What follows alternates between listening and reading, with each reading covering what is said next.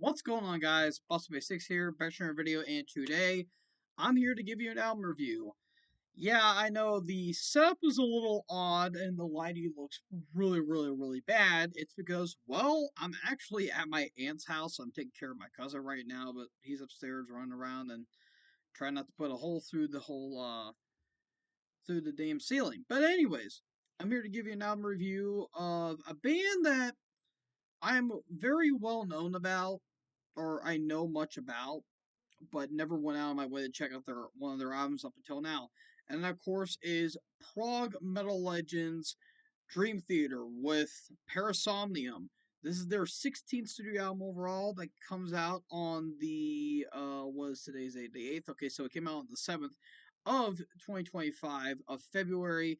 Yeah, this is their 16th studio album overall. This band formed in 1995 in Boston, Massachusetts, and this was released on Inside Out Records, which I've never heard of that label, or Inside Out Music, I think that's what it's called. I thought they were on Nuclear Blast. I think that's their distributor, but that's the current label that they're on right now. So yeah, 16 albums, and I am well versed of Dream Theater. I have heard of some of their albums before. I've heard of like Awake, self-titled. I think I heard Metropolis Part 2, and I think 6 Degrees of Turbulence.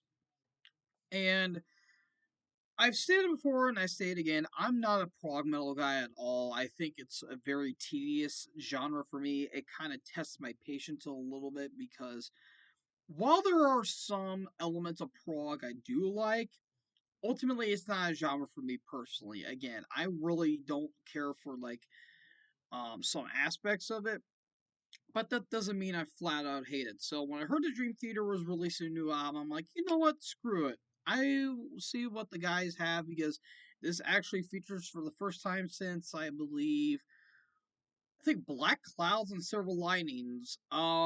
Dave Portnoy's back, or Mike Portnoy. I think it's Mike Portnoy, I believe. Is it Mike or Dave? I keep getting those two mixed up. Let me check my notes right here. It's Mike. Okay, Mike Portnoy. I keep thinking it's Dave, but I think that's somebody else. But either or, yeah, this is his first album with the band back. And yeah, without further ado, let's get into this review. So we start off with the opening track, "In the Arms of Morpheus," or Morpheus. I think that's how you say that.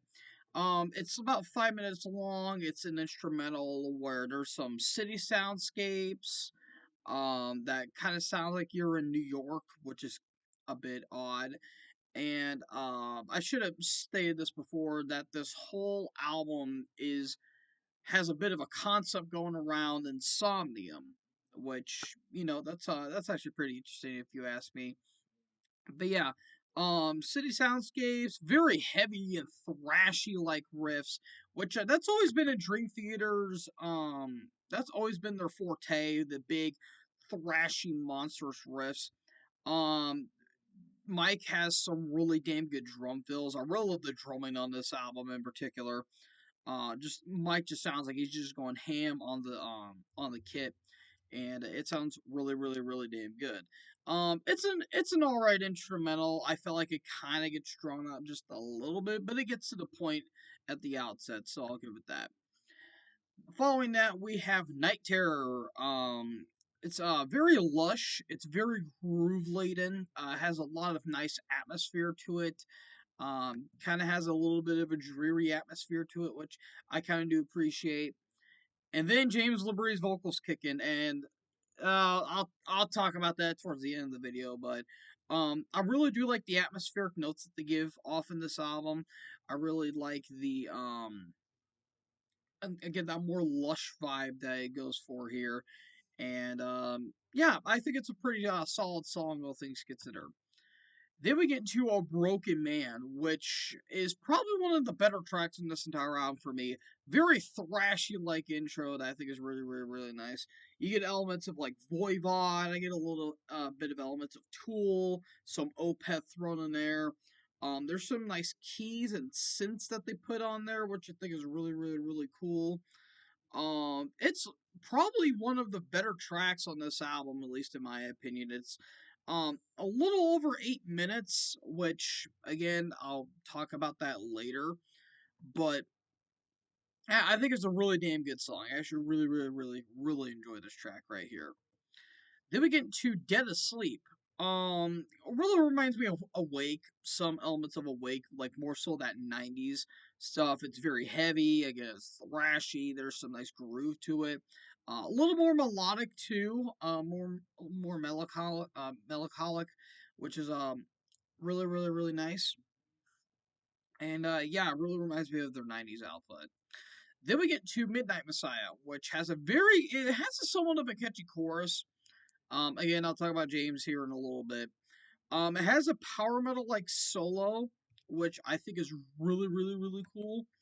But other than that, the song just kind of feels there for me. Again, that I'm going to talk about that later on. But it's not a bad song. Again, it just kind of feels there to me in the outset. And then we have Are We Dreaming? Question mark. That's just a spoken word, and yeah, not much to it, just spoken words. It's the short track of the entire album, just over 2 minutes, just about 2 minutes. Then we get to Bend the Clock. It's more moody, it's more melodic. Um, but that's gonna lead to one of my negatives I'm gonna be getting to here in a minute. But then we get to the final track of the entire album that's just about 20 minutes long with the Shadow Man incident. It's got a very doomy intro, it's thrashy, but towards the middle of the song, like towards the bridge, there's a bit of a jazzy, bluesy kind of R&B like vibe to it with the keys. Kind of reminds me of something that Deep Purple would do, which I think is really damn cool. I actually very much enjoy that style of prog in a way because there's a little more seasoning on the steak, if you will. And it's probably the best track of the entire album, which is weird considering it's about 20 minutes. But yeah, I think it's a very damn good closer. Now, I do want to get into some positives. One, I really love Mike Portnoy's drumming. I think it's really damn good. I think him being out of the band they kind of needed him back in the band for that, which I think is really nice. I really like some of the really love the layers, the keys. I think they do the keys really well on this album. I love the riffs on this album. The riffs are really damn good. Like John Petrucci's riffs are just fantastic. I will never take anything away from that dude. That dude is one of the more underrated riff writers in terms of music going today. And I really dig the production. I think the production's a little heavy on this album. It's not quite as heavy, I would say, as Awake, but it's a pretty damn hefty album. I'll give the band credit for that. Now on to the negatives, and I know some Dream Theater fanboys are probably going to be typing in the keyboard saying, "Oh, this game's right, this is a masterpiece." Blah blah blah. My main problem with this album is that I feel like it's a little too long for what it's going for. It's over 70 minutes, and I kind of took that with a grain of salt. I'm like, okay, there's some albums I've listened to that have been about 70 minutes long, and some of them have been pretty good. Blood of the Nations by Accept, for example. I think it's a fantastic album, even though I do think it's a little bit too long in the tooth. This one, I get it. It's progressive metal. I fully understand that. But to me personally, I just can't get into that. I don't like it when songs just kind of taper off and just kind of go into meddling and just like prog metal noodling and wankery for about 15 minutes. That doesn't do anything for me personally. I sometimes like songs that are short, sweet, to the point. If you want to kind of explore on the riffs a little bit more, fine. Big example, Dante's Inferno by Iced Earth. They explore the riffs and it make that very heavy and melodic, and yet they don't sacrifice the length for complex songwriting.